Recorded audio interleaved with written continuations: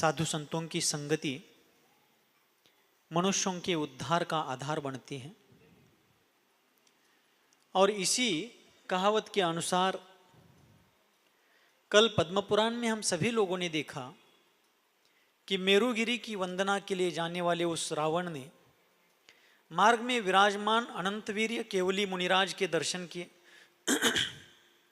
उनके पावन मुखारविंद से धर्मोपदेश सुना, अनेक प्रश्नोत्तर हुए और अंत में उस सभा में बैठे हुए धर्मरथ नाम के मुनिराज ने उस रावण को व्रत लेने की प्रेरणा दी। उस दरमियान उस रावण ने विचार पूर्वक उस अनंतवीर्य केवली भगवान के चरण कमलों की साक्षी से एक संकल्प लिया कि जो कोई पर स्त्री मुझे नहीं चाहेगी, मैं जबरदस्ती से उसके साथ कोई संबंध नहीं रखूंगा। और तभी लंका में भविष्य में जाकर के लंका में अपहरण करके लाई हुई सीता को रावण ने जबरदस्ती नहीं की, उस नियम का पालन किया। उसी दरमियान कुंभकर्ण ने भी अनेक नियम व्रत लिए और उसी प्रसंग में विभीषण ने, हनुमान ने अनेक उत्तम उत्तम व्रतों का वहां पर आत्मसात करके उनको धारण किया।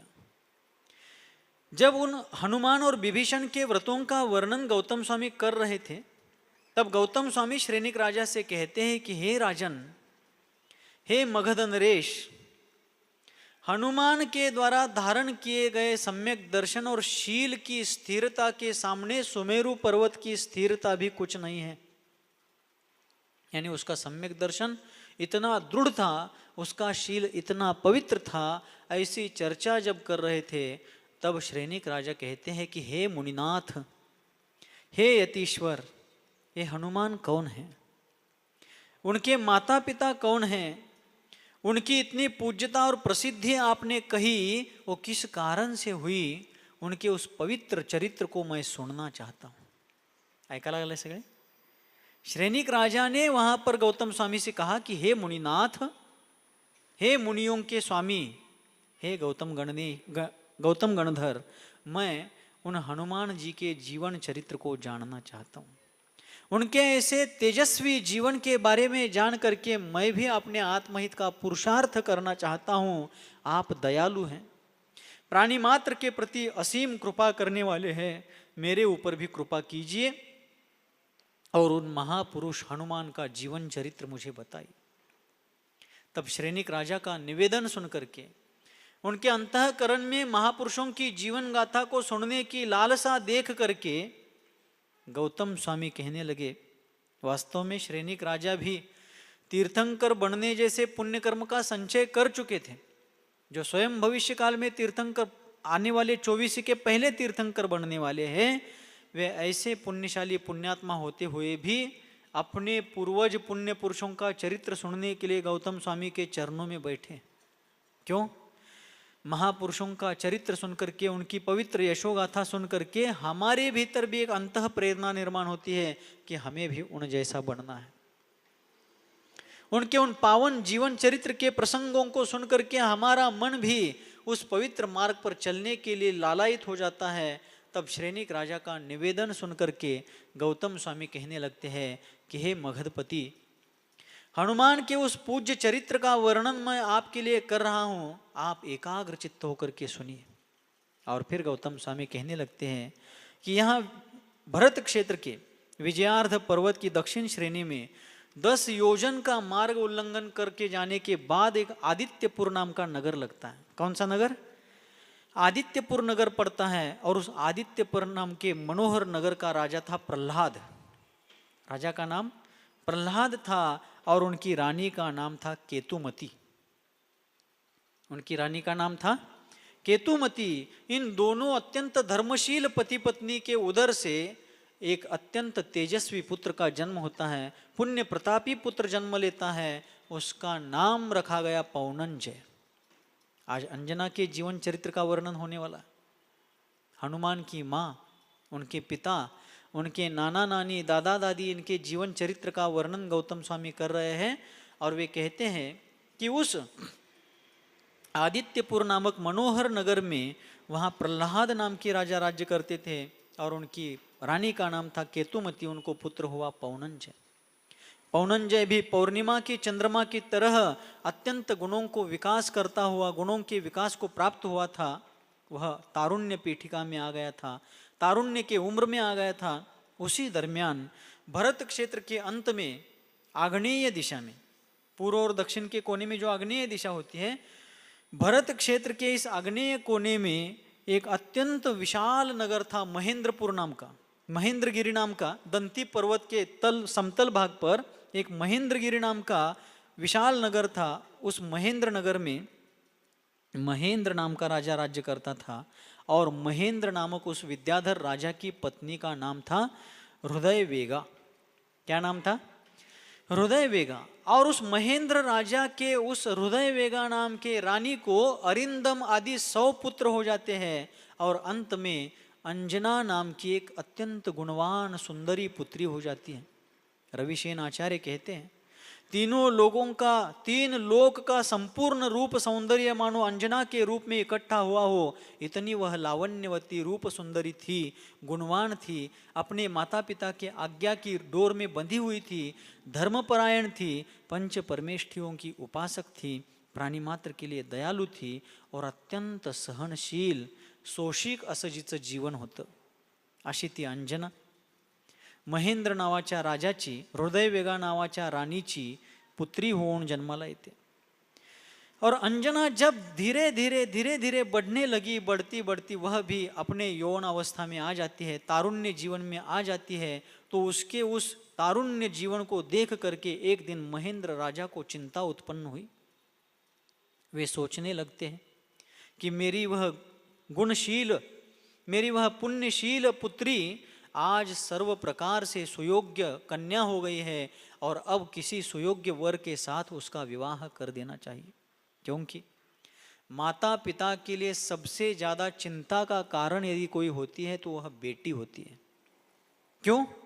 क्योंकि उस बेटी का भावी जीवन कैसे होगा, उसको उसके योग्य वर मिलेगा या नहीं, उसका जीवन वहाँ पर सुखपूर्वक बीतेगा या नहीं, उन दोनों का आत्मीय एक मेक के साथ प्रेम पूर्वक व्यवहार होगा या नहीं, उन दोनों का साथ चिरकाल तक टिकेगा या नहीं, उसके जीवन में किसी भी प्रकार से वैधव्य नहीं आना चाहिए, उसके जीवन में किसी भी प्रकार से पति का तिरस्कार नहीं आना चाहिए, ससुराल में वह घृणा का पात्र नहीं बने, इत्यादि अनेक चिंताओं के कारण वह पुत्री माता पिता के दुख का कारण बनती। वो दुख देती नहीं है, लेकिन उसके भावी जीवन के सुखमय कल्पनाओं के कारण, सुख की अपेक्षा के कारण माता पिता चिंतित रहते हैं। एक दिन महेंद्र राजा ने अपने सारे मंत्रियों को इकट्ठा करके एक बैठक बुलाई, और गुप्त स्थान में बैठ करके उन्होंने मंत्रियों को पूछा कि हे मंत्रियों, आज मेरी यह अंजना विवाह की उम्र में आई है, और वह सब प्रकार से गुणवान है, शीलवान है, सुंदर है, माता पिता और बुजुर्गों की आज्ञा का पालन करने वाली है, धर्मपरायणा है, ऐसी इस पुत्री के लिए इस धरती पर सुयोग्य वर कौन है? आपके जानकारी में हो तो आप बताओ। तो अनेक मंत्रियों ने अनेक स्थल बताए, अनेक राजाओं के राजपुत्रों के नाम बताए। एक मंत्री कहने लगे कि राजन, आज इस संपूर्ण भरत क्षेत्र के 3 खंडों को जीतने वाले अर्ध चक्रवर्ती रावण के समान दूसरा कौन वर हो सकता है, इसलिए आप अपनी अंजना का विवाह उनके साथ कर दीजिए। एक मंत्री कहता है नहीं नहीं, रावण बहुपत्नीक है, उसकी अनेक रानियां हैं, और वह बहुत अंजना से ज्यादा उम्र वाला है, इसके बजाय उसके इंद्रजीत और मेघनाद नाम के जो पुत्र है उनमें से किसी को अंजना को दिया जाए। दूसरा एक कहता है, दूसरा मंत्री कहने लगता है कि नहीं, कनकपुर के राजा है हिरण्याभि, उनका विद्युत प्रभ नाम का एक पुत्र है, उसको अपनी पुत्री अंजना को आप दीजिए। तब एक मंत्री कहता है कि नहीं, वह विद्युत प्रभ अत्यंत गुणवान है, अनेक विद्याओं का स्वामी है, सब कुछ है, लेकिन एक निर्घ्रंथ मुनिराज ने भविष्यवाणी की है कि वह विद्युत प्रभ राजपुत्र अत्यंत अल्प उम्र में ही वैराग्य को प्राप्त होकर निर्घ्रंथ दिगंबर जैनेश्वरी भगवती मुनि दीक्षा लेकर के उग्र तपस्या द्वारा अष्ट कर्म को नष्ट करके निर्वाण को प्राप्त करेगा। इसीलिए अंजना का विवाह उसके साथ करने के बाद भी वह दीर्घ काल तक उसका साथ नहीं दे पाएगा, इसलिए वह सर्व प्रकार से योग्य होता हुआ भी उसके साथ मैं अंजना का विवाह नहीं करूँगा। बात बढ़ती गई, तब एक मंत्री महोदय ने कहा कि महोदय, ऐसा सब करने के बजाय जो अत्यंत सामर्थ्यशाली ऐसा राजा है प्रहलाद राजा, उनके पुत्र आदित्यपुर नामक नगरी के सामर्थ्यशाली राजा प्रहलाद है, उनके पुत्र पौनंजय के साथ आप अपनी बेटी अंजना का विवाह कर दीजिए, क्योंकि वह अत्यंत धीर वीर गंभीर है, महाप्रतापी है, अनेक पराक्रम करके उसने अपने कुल की कीर्ति को बढ़ाया है और वह सब प्रकार से अंजना के योग्य वर हो सकता है। आप अपनी बेटी का विवाह उसी पौनंजय के साथ कर दीजिए। तब पौनंजय की ख्याति सुन करके उस महेंद्र राजा के मन में बात निश्चित हो गई कि ये मंत्री कहता है वही सही है, कि सब प्रकार से निर्वध्य रूप से वह पौनंजय मेरी पुत्री के योग्य वर है, अब उसके साथ ही अंजना का विवाह करना चाहिए। ऐसा सोच विचार चल रहा था। थोड़े दिन बीत गए और उसी दरमियान फाल्गुन की अष्टानिका आ गई और अष्टानिका पर्व में स्वर्ग के देवलोक नंदीश्वर द्वीप में जाकर के भगवान जिनेंद्र देव के 52 अकृत्रिम जिनालयों की वंदना करते हैं। ऐसा विचार करके वह महेंद्र राजा विचार करता है कि हम तो वहां नहीं जा सकते, लेकिन भगवान वृषभदेव के निर्वाण स्थली पर कैलाश पर्वत पर जाकर के उनके पवित्र चरण चिन्हों की पूजा करूंगा। भरत चक्रवर्ती के द्वारा स्थापित 72 अत्यंत उत्तुंग शिखर वाली जिनालयों की पूजा अर्चा करके मैं पुण्य संचय करूंगा। ऐसा सोच करके वह महेंद्र राजा अत्यंत दिव्य भव्य वैभव के साथ सपरिवार कैलाश पर्वत पर जाता है। देखिए, प्रत्येक प्रसंग में बड़े बड़े राजाओं के चरित्र में यही आ रहा है कि वे अपने गृहस्थ जीवन के कर्तव्यों को निभाने के साथ साथ उस गृहस्थ जीवन के दायित्व से भी बढ़कर धर्म आराधना, धर्म पुरुषार्थ करते थे। और धर्म की शरण में, वीतराग धर्म की शरण में रहने के कारण, केवली प्रणीत धर्म की आराधना करने के कारण उनके मनोरथ अपने आप सिद्ध होते थे। और वह महेंद्र राजा सपरिवार जाकर के वहां पर अष्टानिका पर्व में 8 दिन वहीं पर रुक करके कैलाश पर्वत में विराजमान उन 72 जिनालयों में पूजनीय जिन बिंबों की पूजा करते हुए वहां पर आनंद पर्व मनाते हैं। उसी दरमियान आदित्यपुर के राजा प्रहलाद भी अपने सपरिवार वहां पर पहुंचते हैं। संयोग होते हैं। जो बातें हम यहां पर जोड़ करके करना चाहते हैं वो जितनी अच्छी नहीं होती हैं, उससे भी ज़्यादा अच्छी बातें योगा योग से, संयोग से जो होती है, प्राकृतिक रूप से, स्वाभाविक रूप से जो बातें होती हैं वो बहुत चिरस्मरणीय हो जाती है।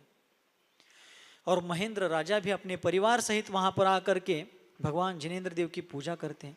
एक दिन पूजा के पर्व में ही राजा महेंद्र अपने मंत्रियों के साथ बैठ करके तत्व चर्चा, भगवान के गुणों की चर्चा करते हुए एक स्वर्णिम शिला पर बैठ करके वहां पर अत्यंत आनंद को, हर्ष को प्राप्त हो रहे थे। उसी समय उन्होंने देखा कि उत्तुंग शिखर वाले जिनालय से राजा प्रहलाद अपने परिवार सहित बाहर आ रहे हैं। तब मंत्री ने बताया कि राजन, वो प्रहलाद राजा के पीछे जो आ रहा है, जो मानो अपनी कांति से सूर्य को पीछे ढकेल रहा है, वही यह पौनंजय है जिसके बारे में अपनी चर्चा हुई थी, जिसके साथ अंजना का विवाह करने का प्रस्ताव हमने आपके सामने रखा था। कड़ा लागले ना सर्वांना? प्रहलाद राजा को अपने पुत्र सहित देखकर राजा महेंद्र उठते, कुछ कदम आगे जाकर के उनको हाथ जोड़ करके यथायोग्य प्रणिपात करते हैं, समाचार विधि एक में के साथ क्षेम कुशल पूछते हैं और ला कर को उनको अपने साथ बिठा लेते हैं। तब प्रहलाद राजा ने महेंद्र राजा को पूछा कि बताओ राजन, आप कैसे हैं, सब कुछ क्षेम कुशल खैरियत? तब राजा महेंद्र कहते हैं कि राजन, आप बड़े उदार मन वाले हैं, इसलिए मेरे बारे में क्षेम कुशल पूछते हैं, लेकिन जिसके घर में विवाह योग्य कन्या हो वो कैसे क्षेम कुशल रह सकता है? रात दिन मैं अपनी कन्या के योग्य वर की तलाश करते हुए, उसको खोजते हुए चिंतित हूं। और मैंने आपकी इस तेज पुंज पुत्र को देख करके मन ही मन निश्चय किया है कि मेरी पुत्री अंजना का विवाह आपके इस तेज पुंज इस पुत्र को, पौनंजय को ही देने का मैंने निर्णय किया। महेंद्र राजा का संकल्प सुन करके मानो प्यासे को पानी मिला हो, भूखे को भोजन मिला हो, अंधे व्यक्ति को आंखें मिली हो, इस प्रकार का हर्ष उस प्रहलाद राजा को होता है। वो अत्यंत हर्षभरित होकर के राजा महेंद्र के प्रस्ताव को ससम्मान स्वीकार करता है। पौनंजय भी प्रसन्न चित्त हर्षित हो जाता है। उसी समय पुरोहितों को बुलाया गया। ज्योतिष को जानने वाले पुरोहित आकर के जब कुंडली देखते हैं, ज्योतिष शास्त्र देखते हैं, तब उन्होंने बताया कि 3 दिन बाद कितने दिन बाद? 3 दिन बाद इस युग का सर्वोत्तम मुहूर्त इन दोनों के विवाह के लिए उपस्थित हो चुका है। आप 3 दिन बाद इसी कैलाश पर्वत के मानस सरोवर के तट पर इन दोनों का विवाह कर दीजिए। तब दोनों पक्ष, वर पक्ष वधु पक्ष अत्यंत गदगद हो गए। विवाह की तैयारी उनको क्या करनी थी? वे सभी विद्याधर राजा थे। एक क्षण में विद्याओं के बल पर उन्होंने अमरावती जैसी नगरी निर्माण कर दी। विवाह के योग्य विशाल दिव्य भव्य वैभवशाली मंडप निर्माण कर दिए और वहां के उस वैभव को देख करके स्वर्ग के देव भी आकर्षित हो जाए, ऐसा वहां पर उन्होंने सारा अभ्युदय खड़ा कर दिया, सारा ऐश्वर्य निर्माण कर दिया। लेकिन 3 दिन बाद मुहूर्त है, ये जान करके पौनंजय भीतर ही भीतर अत्यंत आकुल व्याकुल होने लगा। अंजना के व्यक्तित्व के बारे में उसने सुना था, उसके सौंदर्य के बारे में जाना था और उसको देखने के लिए वो निरंतर तरसने लगा। अंजना भी हर्षित हुई थी कि ऐसे पुण्य प्रतापी पौनंजय के साथ, योग्य वर के साथ मेरा विवाह मेरे पिता कर रहे हैं। वे कुलीन कन्याएं अपने माता पिता की आज्ञा के अनुसार चलने वाली थी, तो अंजना ने अपने माता पिता की आज्ञा को स्वीकार करके उस प्रस्ताव को अत्यंत हर्षभरित भाव से अपने मन में धारण कर लिया और वह अपने शिविर में, राजाओं के बड़े बड़े वैभवशाली तंबू होते थे, डेरे होते थे, शामियाने होते थे, तो सभी के अपने अपने निवास स्थल उस पर्वत पर बनाए गए थे, टेम्पररी, तात्कालिक। अंजना अपने तंबू में, शामियाने में रह रही थी और उसी दरमियान पौनंजय से रहा ना गया, वो निरंतर तकलीफ को प्राप्त होने लगा। अंजना को कब एक बार मैं देख लूँ, इस प्रकार की उसकी भावना होने लगी और उस भावना से वो निरंतर ग्रस्त रहना लगा। फिर एक बार अधीर होकर के वह अपने मित्र प्रहस्त को, उसके प्राण प्रिय मित्र का नाम था प्रहस्त, और प्रहस्त से वो कहता है कि देखो भाई, हे मित्रवर, मेरे होने वाली उस पत्नी को देखे बिना अब मैं जीवित नहीं रह पाऊंगा, तुम कुछ भी उपाय करो और मुझे उसका दर्शन कराओ। तब उस प्रहस्त ने उपाय सुझाया कि जहां पर अंजना आदि रह रहे हैं उनके शिविर में, शिविर म्हणजे त्यांचा तंबू, उनके जो तंबू है, उन तंबुओं के पीछे मोतियों का झालर लगा हुआ एक गवाक्ष है, एक खिड़की है, वहां अपन जाएंगे, तुम्हें वहां उसका दर्शन हो जाएगा। मित्र की योजना सुनकर के वो तत्काल निकल पड़ता है। वहां जाकर के चुपके से, बिना किसी को पता लगाए बिना, वो वहां जाते हैं। मोतियों के झालर लगे हुए उन खिड़की में बैठ करके उन्होंने अंजना को देखा। पौनंजय अत्यंत प्रसन्न हुआ, गदगद हुआ और इस गुणवती रूपवती के साथ मेरा विवाह होने वाला है, ये देख करके वो हर्षित हो रहा था। उसी दरमियान अंजना अपने सखियों के साथ बैठ करके वार्तालाप कर रहे थे। दैव दुर्विलास कैसा होता है, क्षण भर में पुण्य का उदय व्यक्ति को कहाँ पाताल से ऊपर ऊर्ध्वलोक में ला करके रख देता है और पाप के उदय में व्यक्ति शिखर से दलदल में आकर के गिरता है। पुण्य पाप का खेल बहुत विचित्र है। अभी यह श्रावण महीना चल रहा है, पल भर में धूप आती है, पल भर में बारिश आती है, उसी प्रकार एक मेघ का पीछा करते हुए धूप और बारिश का खेल चलता है। वैसे ही पुण्य पाप एक मेघ का पीछा करते रहते हैं, अर्थात पुण्य के बाद पाप का उदय, पाप के बाद पुण्य का उदय प्रत्येक के जीवन में होता रहता है। क्या आप सबका जीवन निरंतर पापमयी है? क्या पाप के उदय से सतत अपन त्रस्त है? नहीं, पुण्य का उदय भी होता है। क्या सतत अभीक्ष्ण रूप से पुण्य का ही उदय रहता है? नहीं, बहुत बार पाप के उदय से अनेक समस्याएं, संकट, दुख, वेदना, विरह, ये सब होते रहते हैं। संसार की यही विचित्र लीला है, कर्मों की यही वैशिष्ट्यपूर्ण क्रीड़ा है। और उसी दरमियान जब अंजना अपनी सखियों के साथ बैठ करके वार्ता कर रही थी, उनका वार्तालाप चल रहा था, उस वार्तालाप के दरमियान ही वसंत तिलका नाम की उसकी सखी, उसकी अनन्य प्राण प्रिय सखी अंजना को कहती है कि हे रूपवती, हे भाग्यवती, तुम अत्यंत पुण्यशाली हो कि पौनंजय जैसे महापराक्रमी वर को तुम्हारा विवाह के लिए तुम्हारा संयोग प्राप्त हुआ। पौनंजय जैसा महान सामर्थ्यशाली पति पा करके तुम्हारा जीवन अब निश्चिंत हो गया है। वो अपने कुल का चंद्रमा है, उसने अपने माता पिता को अत्यंत आनंद पहुंचाया है, अपने वंश की वृद्धि की है, राज्य को बढ़ाया है और अपने साम्राज्य में आदित्यपुर नगर में वो जैसे स्वर्ग का इंद्र है वैसे उसका शासन वहाँ पर चलता है। ऐसे पति को पा करके तुम्हारा जीवन स्वर्गीय सुखों का पात्र बनेगा। ऐसा जब वह वसंत तिलका नाम की सखी अंजना को बता रही होती है तो अपने होने वाले पति का कीर्ति और उसके गुणगान का वह वर्णन सुन करके अंजना अत्यंत हर्षित होती है। लेकिन सर झुका करके लज्जा को प्राप्त हो चुकी वह अंजना अत्यंत विनम्र भाव से सर झुकाकर बैठी हुई होती थी। उसी दरमियान पाप का उदय अचानक आ गया और मिश्रकेशी नाम की एक सखी, दूसरी एक सखी थी उसी सभा में मिश्रकेशी नाम की, और उस मिश्रकेशी सखी ने तत्काल एक बात बोल दी। पौनंजय भी अंदर की चर्चा वहां छिपकर बैठकर सुन रहा है। वह वसंत तिलका मेरा वर्णन होने वाली पत्नी के सामने कर रहा है, सुन करके वो भी अत्यंत गदगद हो रहा है। क्योंकि मनुष्य का जो अहंकार होता है वो बड़ा विचित्र होता है। कितना भी दुखग्रस्त मनुष्य हो, यदि उसको अपनी स्तुति अपनी प्रशंसा सुनने को मिल जाए तुरंत वो फूलता है। लहान बाळ पण बघा, शहाणा श्री बाळ म्हणल्यावर कसा हरकते लगेच, आहे की नहीं। छोटे बच्चे को भी यदि अपन कुछ अच्छे शब्द बोलते हैं वो भी अत्यंत हर्षित हो जाता है। प्रशंसा मनुष्य को अत्यंत खेद खिन्न परिस्थिति से भी बाहर निकालती है और उस प्रशंसा को सुन करके वह पौनंजय अत्यंत हर्षित होता। लेकिन सांसारिक सुख पुण्योदय से मिलने वाला इंद्रिय सुख तात्कालिक होता है, क्षणिक क्षणभंगुर होता है।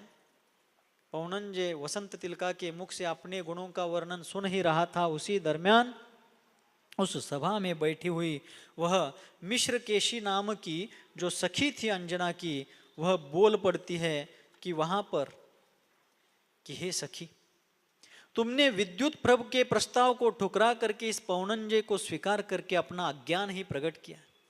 कहाँ वह विद्युत प्रभ जिसके गुणों को सुन करके बड़े बड़े विद्वान लोग भी आश्चर्यचकित, स्वर्ग के देवलोक भी उसके गुणों के सामने विनम्र हो जाते हैं। ऐसे उस विद्युत प्रभ की कीर्ति मैंने राजमहल में कितने ही बार सुनी है। वो सौम्य है, शांत है, मर्यादाशील है, अपने गुण और अपने व्यक्तित्व का जरा भी अहंकार करने वाला नहीं है और अपने पराक्रम से संपूर्ण विश्व में प्रसिद्ध है। ऐसे उस विद्युत प्रभ के साथ पौनंजय की तुलना नहीं हो सकती। जो व्यक्ति समुद्र के बूंदों की संख्या गिन सकता है वही विद्युत प्रभ के गुणों को समझ सकता है, इतने उसके गुण हैं। ऐसे विद्युत प्रभ के प्रस्ताव को ठुकरा करके उसके विवाह को नकार करके तुम्हारे पिता ने इस पौनंजय के साथ तुम्हारा विवाह कर दिया है, निश्चित कर दिया है। ये बहुत गलत बात हुई है। पौनंजय और विद्युत प्रभ की तुलना हो ही नहीं सकती। दोनों में इतना अंतर है जितना विशाल समुद्र और एक छोटा सा गोष्पद। गोष्पद का मतलब गाय के खुरों से गीली मिट्टी में, गीली जमीन में जो गड्ढा पड़ता है उसको गोष्पद बोलते हैं। ओल्या जमिनीमध्ये गायींच्या खुराने डबरे पड़तात की। तो मिश्रकेशी दासी सखी कहने लगी कि पौनंजय और विद्युत प्रभ की तुलना हो ही नहीं सकती, क्योंकि पौनंजय के गुण विद्युत प्रभ के सामने बहुत तुच्छ है। विद्युत प्रभ के गुण मानो समुद्र के जैसे बहुत है, अगण्य है, अपरंपार है, और पौनंजय उसके सामने, समुद्र के सामने गोष्पद के बराबर है। लेकिन ये अच्छा नहीं हुआ है, तुम्हारे साथ अन्याय हुआ है, ये निर्णय बहुत गलत हुआ है और मुझे बिल्कुल भी पसंद नहीं। अंजना अत्यंत शांत भाव से सुन रही थी। अपने होने वाले पति की कीर्ति को वसंत तिलका से सुनकर के वो उसी गुणों का स्मरण चिंतन करने में लगी थी। मिश्रकेशी की बातों की तरफ उसका ध्यान ही नहीं था। लेकिन तभी वो चुपचाप बैठकर पौनंजय का ही विचार कर रही थी। मिश्रकेशी की बात उसने सुनी ही नहीं थी, लेकिन बाहर से देखने वाले पौनंजय की गलतफहमी हो गई, मिसअंडरस्टैंडिंग हो गई। वो बाहर बैठकर सोचने लगा कि अभी अभी वसंत तिलका नामक उस सखी ने मेरा गुणगान किया है, तो ईर्ष्या से भरी हुई है मिश्रकेशी मेरी निंदा कर रही है। यह अत्यंत दुष्ट स्त्री है। वो दुष्ट है सो है ही, लेकिन जिसको मैंने पत्नी मान करके यहाँ उसको देखने के लिए आया हूँ, वह अंजना भी चुपचाप मेरी निंदा सुन रही है। शायद इसके मन में मेरे बजाय विद्युत प्रभ के बारे में ही राग उत्पन्न हुआ होगा, इसीलिए मेरी निंदा का निषेध नहीं कर रही।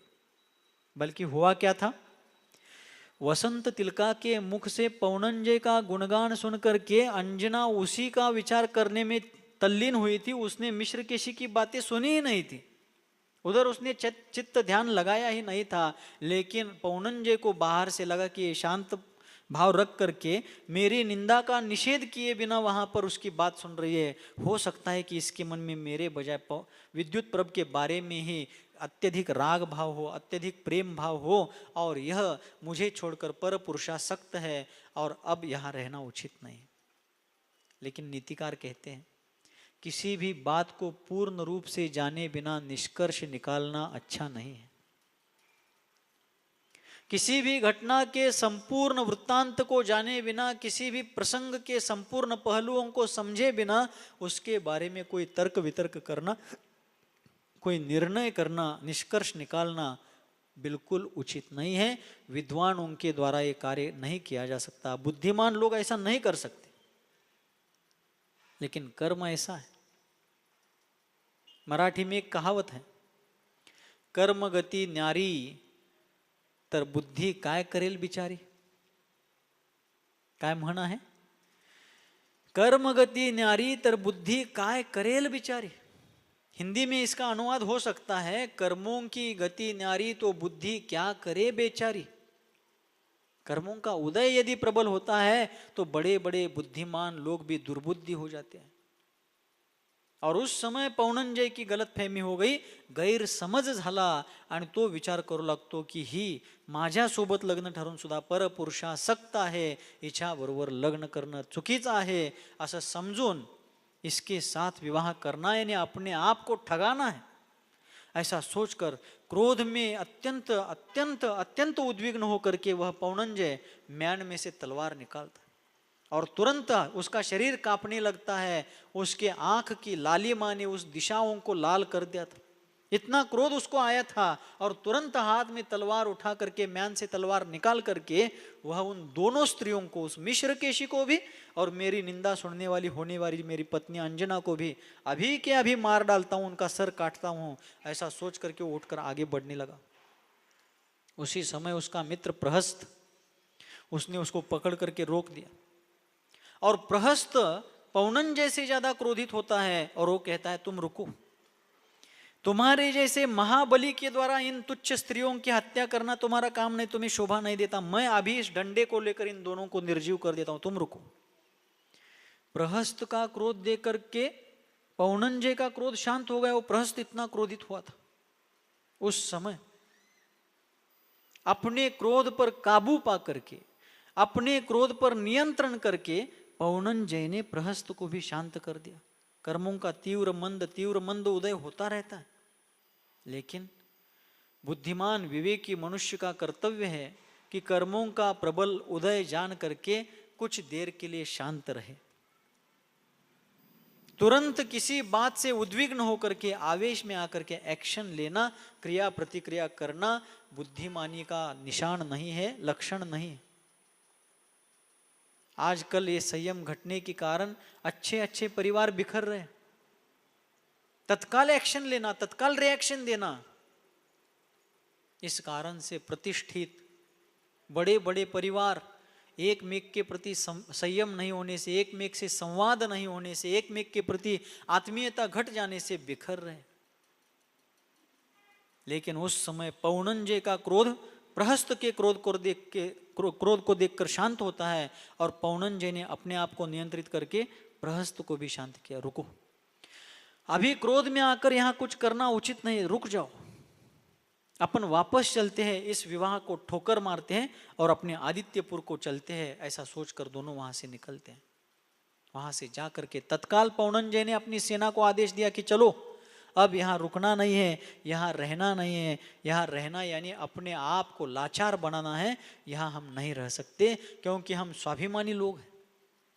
हम अन्य किसी भी बात से समझौता कर सकते हैं, लेकिन अपने कुल की आन बान शान से और अपने स्वाभिमान से समझौता नहीं कर सकते हैं। और यहाँ अब पल भर भी हमें रहना नहीं है। तुरंत अपने सेनापतियों को आदेश दे करके सेना को चलने का उन्होंने आदेश दे दिया। सभी तैयारी हो गई और सेना तैयार होने तक पौनंजय खेद खिन्न होकर के, उद्विग्न होकर के अपने तंबू में बैठकर, डेरे में बैठकर सोच रहे हैं। वे सोचते हैं कि वैद्य होकर के भी जो मदिरा पान कर रहा है उस वैद्य से दूर रहना चाहिए। पौनंजय सोचते हैं कि मदिरा पान में आसक्त वैद्य से दूर रहना चाहिए, प्रशिक्षण से रहित हाथी से भी दूर रहना चाहिए, क्रोध से अंधे हो चुके व्यक्तियों से भी दूर रहना चाहिए, मर्यादा रहित सत्ता में मदान्ध हो चुके राजा के पास कभी जाना नहीं चाहिए, पर पुरुषासक्त स्त्री को दूर से ही छोड़ देना चाहिए। इसी में बुद्धिमान मनुष्य की भलाई है। ऐसा सोचते हुए पौनंजय ने तुरंत वहां से निकलने के लिए प्रस्थान कर दिया। और जब उनकी सेना के डंका बजने लगा, सेना के निकलने के शंख ध्वनि होने लगे, उस शंख ध्वनि को सुनकर के अंजना मूर्छित हो गई कि मेरे प्राणनाथ होने वाले मेरे पति अकस्मात ही बिना कुछ कारण के क्यों जा रहे हैं, ऐसा क्या हुआ, वो ऐसे बिना विवाह के क्यों जा रहे हैं। ये सोच करके अंजना खेद खिन्न होकर मूर्छित होकर गिर जाती है। उसके लिए रविसेन आचार्य ने शब्द प्रयोग किया, छिन्न मूल लता की तरह। क्या प्रयोग किया है? छिन्न मूल लता, जिस लता का, लता यानी बेल, जो बेल होती है, लताएं होती हैं, जिसका मूल, जिसकी जड़ को छिन्न किया गया है, तोड़ा गया है, काटा गया है, मूल के जड़ के कटते ही लता जैसे नीचे गिरती है, वैसे ही पौनंजय के विवाह किए बिना जाने का समाचार सुन करके अंजना मूर्छित होकर के नीचे गिरती है। सखियों ने उसको पुनः जागृत किया, सचेत किया। इतने में चलती हुई सेना को देखकर राजा महेंद्र और राजा प्रहलाद आश्चर्यचकित होते कि हमारी आज्ञा को भगवान की आज्ञा मानने वाला हमारा पुत्र बिना कुछ कहे पूछे ऐसे क्यों जा रहा है। दोनों तुरंत उसके पास पहुंचते और पूछते हैं कि हे पुत्र, तुम उतने विवेकी हो, तुम्हारी मर्यादा की चर्चा विश्व में होती है, बड़ों का आदर करना कोई तुमसे सीखे, ऐसे तुम अत्यंत कुलीन पुत्र हो और अभी ऐसे उद्वेग में, ऐसा बिना कारण कुछ भी घटना, कुछ भी निमित्त ना होते हुए भी तुम ऐसे क्यों जा रहे हो, ऐसा जाना तुम्हारे लिए उचित नहीं है। और तब अपने पितृतुल्य बुजुर्गों के सामने सर झुकाकर खड़े उस पौनंजय को देख करके, देखिए पौनंजय को क्रोध इतना आया था, लेकिन इतने क्रोध में भी उसने अपने बुजुर्गों के सामने मस्तक नहीं उठाया था। हमारे पूर्वज बहुत मर्यादाशील, विनम्र थे। गलत फहमी के कारण क्यों ना हो, अंजना के प्रति उसके मन में क्रोध उत्पन्न जरूर हुआ है, लेकिन उस क्रोध में रहते हुए भी पौनंजय ने अपने पिता और पितातुल्य महेंद्र राजा के सामने मस्तक उठाया नहीं। और मस्तक झुकाकर खड़े उस पौनंजय का हाथ प्रहलाद और महेंद्र राजा ने अपने हाथ में अत्यंत स्नेह से लेकर के उसको आग्रह किया कि ऐसे नहीं जा सकते, क्या कारण है आप जा रहे हैं। कोई छोटी बड़ी घटना हुई हो तो आप जैसे पराक्रमी पुरुषों को उस तरफ दुर्लक्ष्य करना चाहिए और अपने प्रयोजन को ध्यान में रख करके उसको साध्य करना चाहिए। चलो, ये आवेग उद्वेग छोड़ दो और अपने मंगल कार्य के लिए लग जाओ। तब अपने पिता को और पिता समान होने वाले ससुर को वह पौनंजय कहता है कि जो आज्ञा, आपकी आज्ञा मेरे लिए प्रमाण है। समझा लगले सर्वन, कड़ा लगले। उस समय सभी लोग अपने अपने स्थान पर चले जाते हैं। 2 दिन बाद विवाह की बेला आती है। उस समय वह पौनंजय सोचता है, उस प्रहस्त ने उसको एक सलाह दी कि पौनंजय मित्रवर, यदि तुम इस अंजना का त्याग करते हो, विवाह किए बिना ही इसको छोड़ते हो, तो उसका क्या नुकसान है। उसके व्यक्तित्व के कारण, उसके रूप के कारण, उसके गुणों के कारण, उनके कुल के कारण हजारों राजा उसके साथ विवाह करने के लिए तैयार है, उसका कुछ नहीं बिगड़ेगा। मित्र के ऐसा कहते ही, मित्र की ऐसी बात सुनते ही पौनंजय के मन में बात समझ में आ जाती है। तुरंत पौनंजय कहता है कि मित्र तुम ठीक कहते हो, मैं इस अंजना के साथ विवाह करूंगा, लेकिन इसके साथ विवाह करके भी विवाह के बाद इसको जीवन में कभी भी नहीं मिलूंगा, यह आज मेरी प्रतिज्ञा है। देखिए, क्रोध में जिसके विवेक रूपी आंखें अंधे हो चुके हैं, विवेक ने जिसका साथ छोड़ दिया है, सत्य को जाने बिना ही सुनी बात को देख करके जो गलत फहमी के कारण निष्कर्ष पर पहुंच करके निरपराध व्यक्ति को ऐसा गहन दंड देने के लिए तैयार हुआ है, वह पौनंजय निष्ठुरता पूर्वक कहता है कि मैं विवाह के बाद इसके साथ कभी संबंध नहीं रखूंगा, इसको कभी मिलने नहीं जाऊंगा, इसको दिखूंगा और देखूंगा भी नहीं, और मेरे साथ विवाह करने के बाद ये अन्य के साथ विवाह तो कर ही नहीं सकती, इसको जीवन भर मेरे अपमान का दुख भोगना पड़ेगा। अंजना निरपराध थी, उसने अपने होने वाले पति के प्रति मन में स्वप्न में भी कोई गलत बात नहीं लाई थी, वो अत्यंत समर्पित नारी थी। लेकिन मिश्र केशी की बात उसने सुनी नहीं थी, वसंत तिलका के बातों का ही विचार करते हुए वो उसी में तल्लीन थी, लेकिन उसने कोई रिएक्शन नहीं दिया, मिश्र केशी की बातों का खंडन नहीं किया। इस गलत फहमी में आ करके पौनंजय इतना निष्ठुर हो जाता है। अज्ञान सबसे बड़ा दुख का कारण है। पौनंजय को सत्य का ज्ञान नहीं हुआ था कि अंजना ने वो उसकी बातें सुनी ही नहीं है, तो जिसको सुना ही नहीं उसका समर्थन या निषेध कैसे कर सकते। वो वसंत तिलका की बातों के विचार में ही रमी हुई थी, फिर भी पौनंजय ने गलतफहमी कर ली, गैरसमज करून घेतला और उसने निर्णय कर लिया कि विवाह तो करूंगा लेकिन उसको कभी मिलूंगा नहीं, उसको कभी दिखूंगा नहीं, उसको कभी देखूंगा नहीं।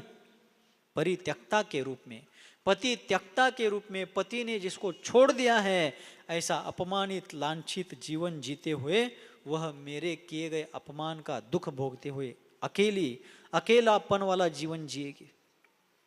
बेचारी अंजना, जिसको ये सभी बातें मालूम नहीं थी, बड़े उत्साह के साथ विवाह की वेदी पर चढ़ती है। लेकिन आचार्य कहते हैं वह दिखने के लिए विवाह की वेदी थी, लेकिन एक प्रकार से अंजना की बलि लेने वाली वेदी थी। उसके कोमल जीवन का, उसके निरपराध जीवन का, उसके अत्यंत संयमी जीवन का वहां पर अग्नि परीक्षा लेने वाला वह स्थान था। लेकिन भविष्य में क्या होने वाला है, कैसे वनवास, कैसे दुख, कैसे अपमान, कैसे अपवाद अपने ऊपर आने वाले हैं, यह अंजना को मालूम नहीं था। विवाह की वेदी पर चढ़ते समय वो सीढ़ियां चढ़ती जाती है, उसको लग रहा है कि ये सीढ़ियां नहीं, मैं अपने उन्नति की सीढ़ियां चढ़ रही हूं। लेकिन उसको मालूम नहीं था कि मैं उन्नति की सीढ़ियां नहीं चढ़ रही हूं, विवाह के बाद इस वेदी पर से उतरूंगी तो अपने अवनति की ओर नीचे बढ़ूंगी। विवाह होता है, विवाह के समय विधि के रूप में पौनंजय और अंजना के हाथ को एक मेक के हाथ में दिया गया। अत्यंत कोमल और शीतल ऐसे अंजना के हाथ भी उस पौनंजय को अंगारे जैसे लगने लगे थे, क्योंकि दृष्टि बदलती है तो दृश्य भी बदलते हैं, जैसी दृष्टि वैसी सृष्टि। और गलत फहमी के कारण क्रोध की अग्नि में बदले की ज्वालामुखी में जलने वाला वह पौनंजय उस अंजना को देखता भी नहीं। और उसी समय उनका मंगल विवाह हो जाता है। वहां पर दोनों वधू और वर पक्ष से आए हुए हजारों असंख्य लोग, हजारों लाखों लोग अत्यंत आनंद में मग्न थे। आज यह अवसर हमें देखने को मिला कि अत्यंत गुणवान वर वधू का विवाह यहाँ पर हो रहा है। ये दोनों इस धरती की शोभा है, ये दोनों अपने अपने कुल के आभूषण है। यह अंजना आज तक पिता के घर को प्रकाशमान कर रही थी, अब अपने जीवन का प्रकाश यह पति के घर में फैलाएगी, ऐसा विचार वहाँ के बुद्धिमान लोग कर रहे थे। लेकिन उनको पता नहीं था कि जिसके प्रकाश का फैलाव देखने के लिए वो सोच रहे थे, उसका स्वयं का ही जीवन अंधकारमय बनने वाला है। संसार में किए गए कर्म किसी को नहीं छोड़ते, जो जैसा कर्म करता है उसको वैसा फल भोगना ही पड़ता है। फिर आप सोच रहे होंगे कि अंजना ने अपराध किया ही नहीं, कोई गलती उसके द्वारा हुई ही नहीं, फिर उसको ऐसा कौन सा कर्म फल दे रहा है। उसकी चर्चा ब्रेक के बाद, अगले एपिसोड में अब 2-3 दिन अंजना के जीवन चरित्र, हनुमान का जन्म, अंजना का वनवास, वनवास काल में, गर्भवती काल में, प्रसूति के निकट काल में एक मुनिराज का उपदेश, सानिध्य कैसे मिलता है, हनुमान के जन्म के बाद क्या क्या घटनाएं घटती है, पौनंजय और अंजना का मिलन कैसे होता है, फिर से वनवास के बाद वो परिवार एकत्र कैसे आता है, अंजना उसकी सास केतुमती के द्वारा घर से निकाले जाने के बाद, क्योंकि पौनंजय युद्ध पर गया है और यह गर्भवती के लक्षणों से युक्त दिखने लगती है, तो इसने कोई व्यभिचार किया होगा। ऐसी गलतफहमी के कारण पौनंजय को बताए बिना उसकी सास केतुमती ने उसको कैसे घर से निकाल दिया। निराश्रित अंजना अपने आश्रय को खोजते खोजते अपने पिता के घर जाती है। उन लोगों ने भी तुम जैसी आनी चाहिए थी वैसे नहीं आई हो, ये सोच करके वहाँ से भी निकाल दिया। अपनी वसंत तिलका नाम की एक सखी को लेकर वो वनवास में कैसे भटकती है, इन सभी बातों की चर्चा आने वाले 1-2 दिन में हम देखने वाले हैं। महापुरुष और महासतियों का जीवन भी कितना चढ़ाव उतार वाला है, कितने सुख दुख, कितने अनुकूल प्रतिकूल प्रसंग, वैभव ऐश्वर्य के भी और अपमान और लज्जा के प्रसंग भी उनके जीवन में कैसे आते हैं, इन घटनाओं से सीखेंगे। अंजना ने कोई अपराध नहीं किया, उस पर भी ऐसा लांछन, ऐसा अपवाद क्यों लगा, पूर्व जन्म में उसने ऐसा क्या पाप किया था, ये सब आने वाले 2-3 दिनों में अपन सुनेंगे। अंजना विवाह करके घर चली जाती है। वह अपने महेंद्र नगर से चली जाकर के आदित्यपुर पहुंचती है। उसको विदाई देते हुए पितृपक्ष, उसका मायके का पक्ष बहुत दुखी होता, लेकिन एक आंख में वियोग का पानी था, दूसरी आंख में अपनी कन्या को वैभवशाली सामर्थ्यशाली परिवार मिला, इसका हर्ष था। संसार ऐसा ही है, जैसे 2 आंखों में हर्ष और खेद है, सुख और दुख है, तो पुण्य और पाप के अनुसार सतत इस जीवन में सुख दुख इष्ट अनिष्ट होता रहता है। अंजना अपने पति के साथ, ससुराल पक्ष के साथ आदित्यपुर नगर में अपने पति के घर में पहुंचती है, ससुराल में पहुंचती है, लेकिन ससुराल में पहुंचते ही उसके लिए जो महल दिया गया, राजवाड़ा दिया गया, उस राजवाड़े में उसको भेज करके उसको अकेले छोड़ा गया। पौनंजय उधर जाता तक नहीं। आगे क्या होता है अगले सत्र में देखते हैं, अगले सत्र में सुनते हैं, और ऐसे महापुरुषों के, महासतियों के जीवन चरित्र से कर्म सिद्धांत और धर्म की महिमा को जान करके अपने जीवन को भी धर्ममय बनाने के लिए हम उद्यत होते हैं। इन्हीं मंगलमय भावों के साथ, जिनके हृदय रूपी पद्म